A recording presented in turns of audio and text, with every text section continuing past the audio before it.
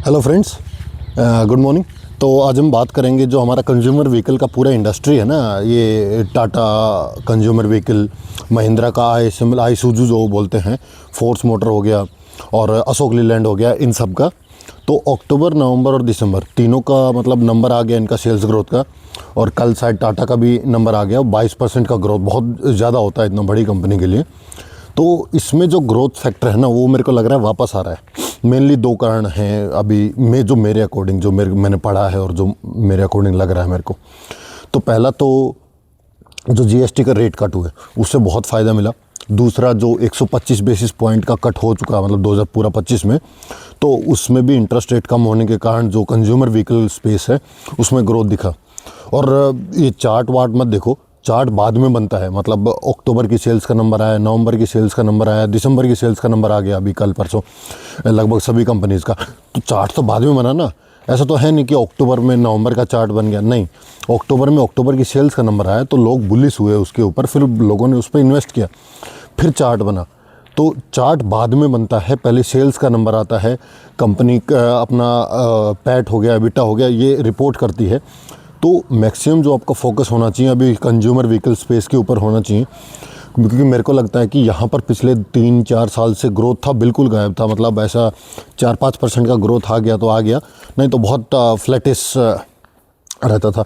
अभी अक्टूबर का नंबर देखो आप, मेरा मत मानो, अक्टूबर का नंबर देखो, दिसंबर का देखो, और इनमें सेल्स ग्रोथ देखो कि कितना आया है।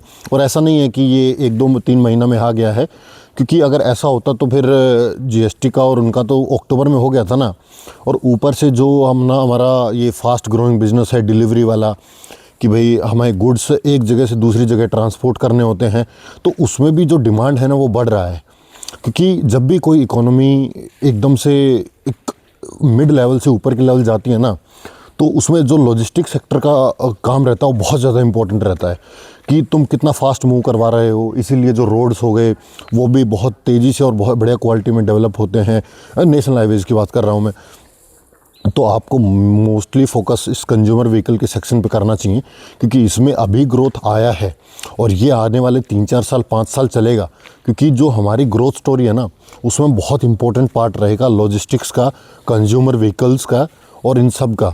तो आपको मैं अभी बता देता हूँ, जैसे टाटा कंज्यूमर नहीं, टाटा का जो स्टॉक है इसका, सीवी का, अशोक लीलैंड, आईसुजू महिंद्रा, वो मतलब जापान से महिंद्रा ने पूरा स्टेक ले लिया है शायद, जो जापान की कंपनी थी उससे, और फोर्स मोटर्स, और एक दो कंपनी का और नाम मेरे भूल गया। मैंने सबका नंबर देखा, सेल्स ग्रोथ देखा, और ऐसा नहीं कि एक दो कंपनी का, उसमें डिमांड जागी तो मतलब हर एक कंपनी का नंबर अच्छा आया है।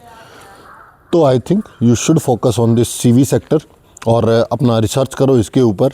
और मुझे लगता है कि इसमें आने वाले 3-4 सालों में बहुत अच्छी ग्रोथ आएगी। तो इन कंपनीज़ को अपने रेडार पे रखो। Thank you guys.